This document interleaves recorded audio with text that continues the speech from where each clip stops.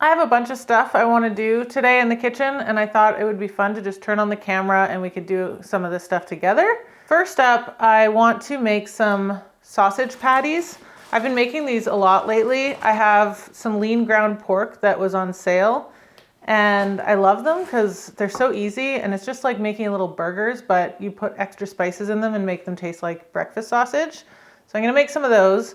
I also have a bunch of stuff to grind up in the food processor to freeze. I bought some peeled garlic because it is so easy to just give the peeled garlic a rinse, run it through the food processor, and freeze it. So I have lots and lots of garlic to use whenever I need it. I also have a lot of ginger that I'm gonna do the same thing with.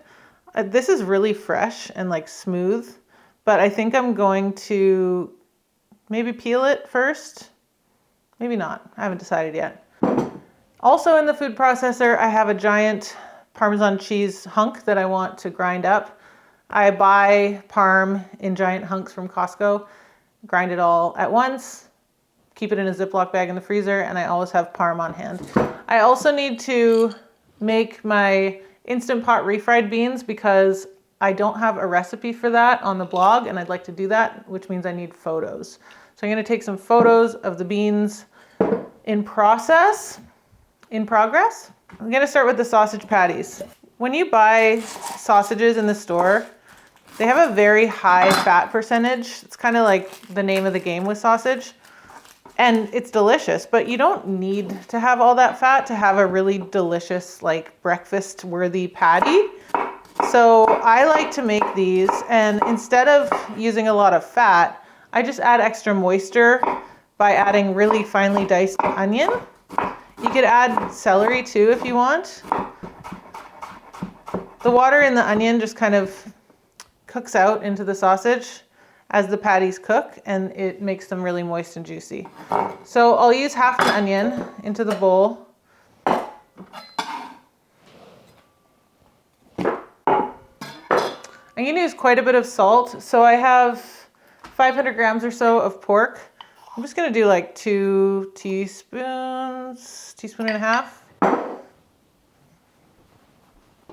A lot of YouTubers I watch, the camera kind of follows them around the kitchen, and I don't know how to do that because just setting up these two cameras was quite fussy, and I can't just like move them around. I just don't know. I don't know how to do it. So if anyone has any tips, let me know because I'd love to figure that out. All right, so I put about a teaspoon of thyme, half a teaspoon of cumin, about a teaspoon of paprika.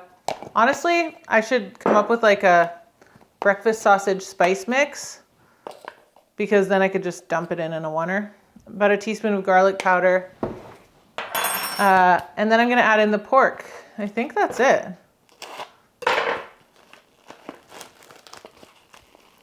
I always buy meat when it's discounted. It needs to be, just means it needs to be used that day. So I bought this morning.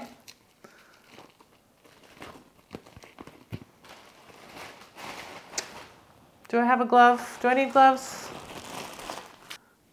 Got my glove on. I'm just gonna give this a really good mix. And this is lean pork, so the fat content is pretty low, but I'm not worried about them being dry. Also, I'm just gonna put a bunch of ketchup and HP sauce on them anyway, so it doesn't really matter. Now, I've cooked these in the air fryer before, and it's worked out really well. Frying pan, of course, works well. What I like about the air fryer is that all the grease and splatters stay contained within the air fryer. Frying pan, you know, it's a bit of an ordeal to clean up. So I think I'm gonna do the air fryer, actually, which means I need to preheat it.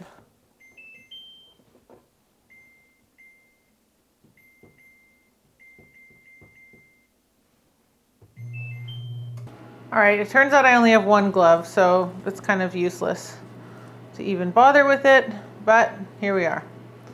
So I'm gonna make these kind of like, what is that? Slightly bigger than a golf ball. smaller than a burger. Approximately the size of a breakfast patty. How's that? I'm gonna get about 9 patties, which I think will fit in the air fryer pretty well. These keep really well in the fridge for a few days. I love having them for breakfast.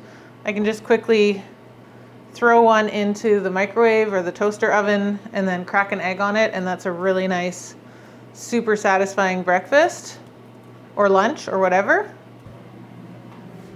My air fryer came with this little rack, so I think I could have just put them straight onto here. That would have made more sense. I'm gonna spray these with a bit of avocado oil and then cook them at 220°C for maybe 12 minutes or so. My air fryer has a little crack in it. All right, next order of business is deciding which order of business to do things in the food processor. I think it makes the most sense to do the cheese first, and then it should still be relatively dry. I can just wipe it out and then do the ginger followed by the garlic. I guess I can move things around after all. So I'm just going to cut this in chunks.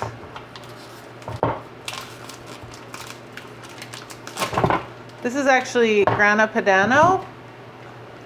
I sort of flip-flop on which one I buy. Grana padano is a bit cheaper, and it's so good.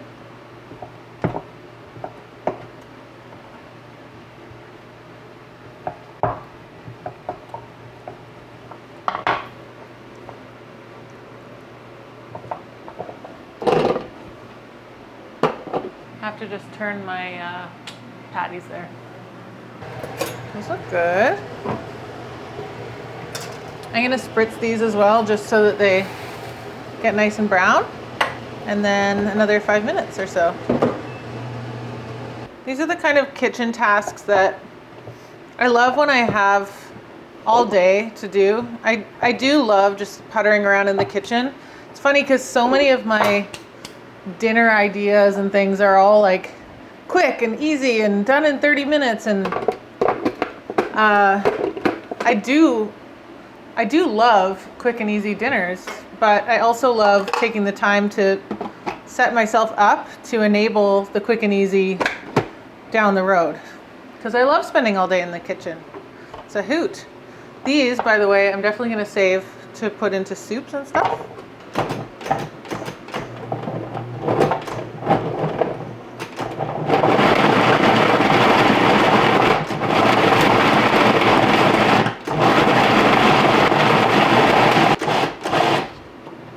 Okay, I'm checking the texture now.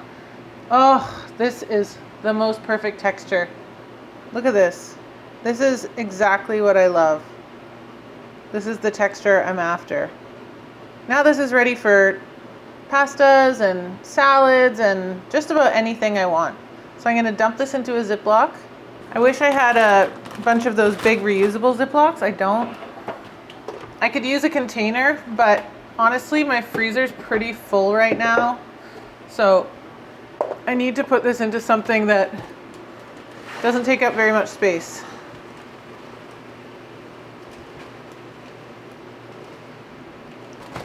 Squeeze out the air.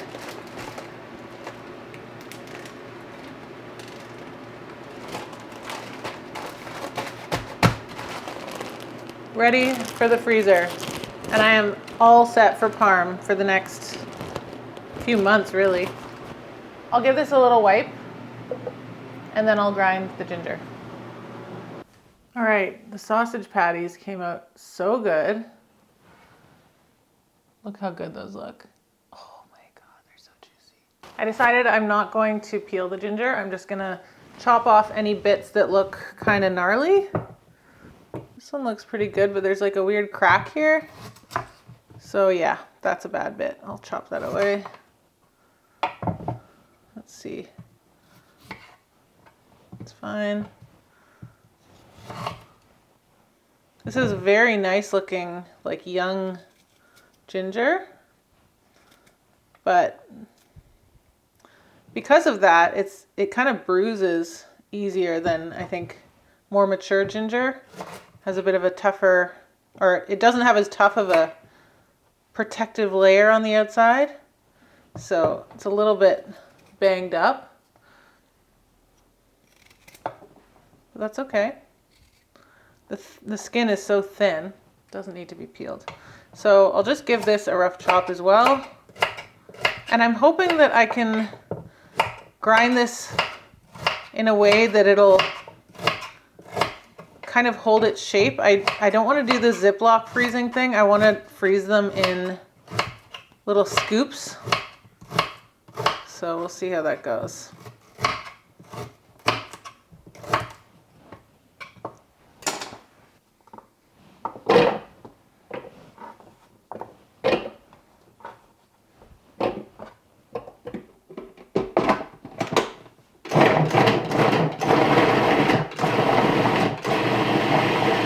I need to scrape the sides a bit because there's some big bits floating around.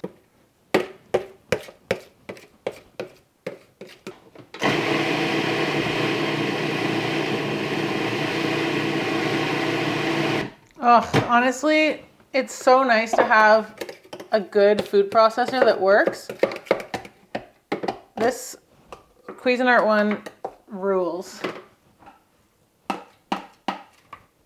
I'm really not worried about ginger flavor transferring to my garlic because I just don't think I'd ever really mind that, but I'll give it a quick rinse.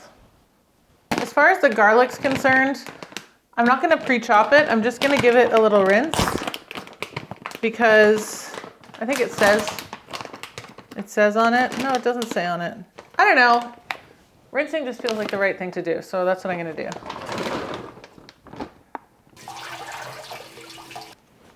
And I'm not worried at all about the little end bits because I just won't notice them once everything's ground up.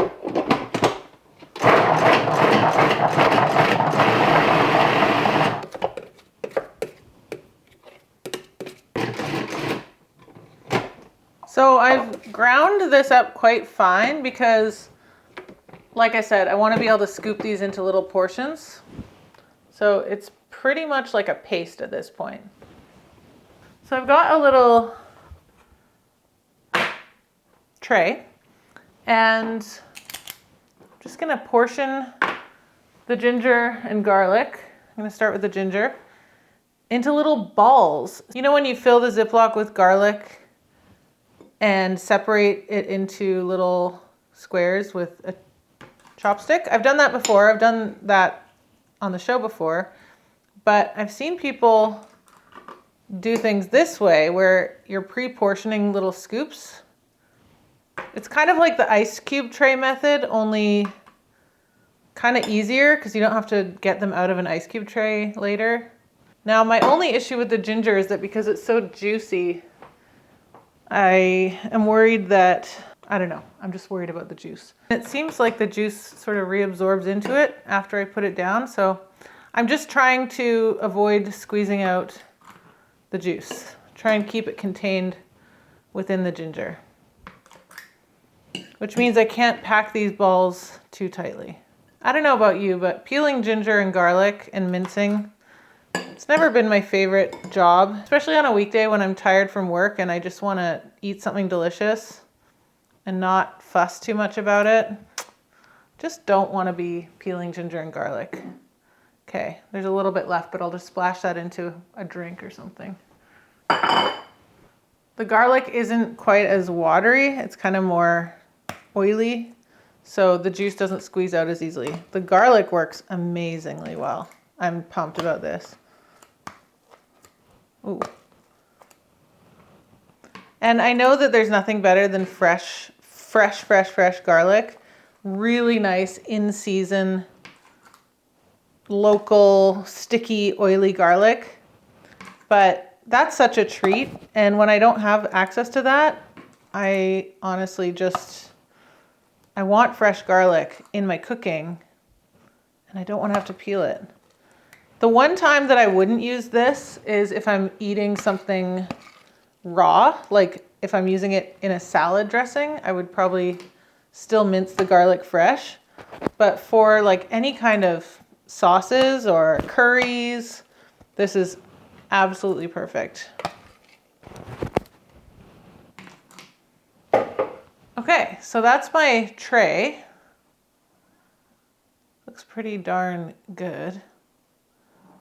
And I'm gonna throw this in the freezer for probably an hour and see what happens.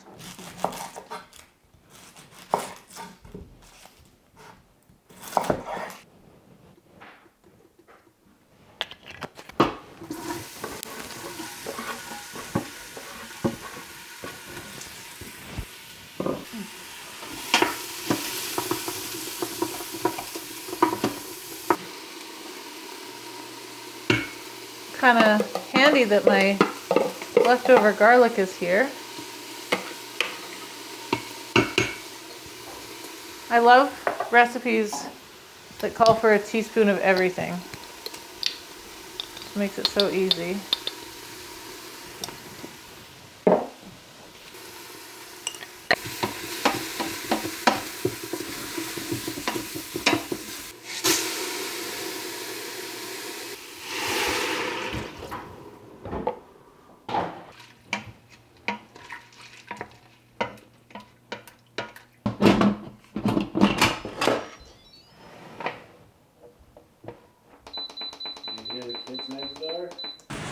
Oh, damn it.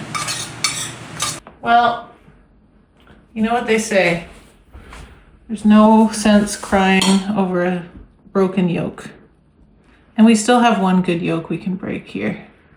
Oh, baby. So the yolk makes an excellent sauce for the patty.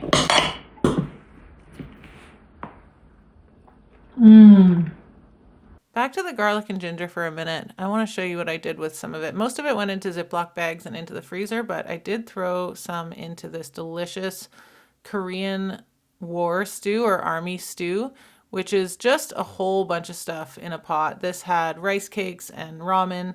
I used a bunch of stuff from my fridge, including some smoked sausage, lots of greens. I ended up cracking a couple of eggs in here. I don't know if that's traditional, but one thing that is traditional is processed cheese, and it was so satisfying. I'm going to leave the links down below for the sausage patties as well as the new refried bean recipe. Thanks so much for joining me in the kitchen for a few hours here. You've definitely helped push me along today and get a few things done that I've been wanting to get done for a little while. I hope you enjoyed the video, and I'll see you in the next one.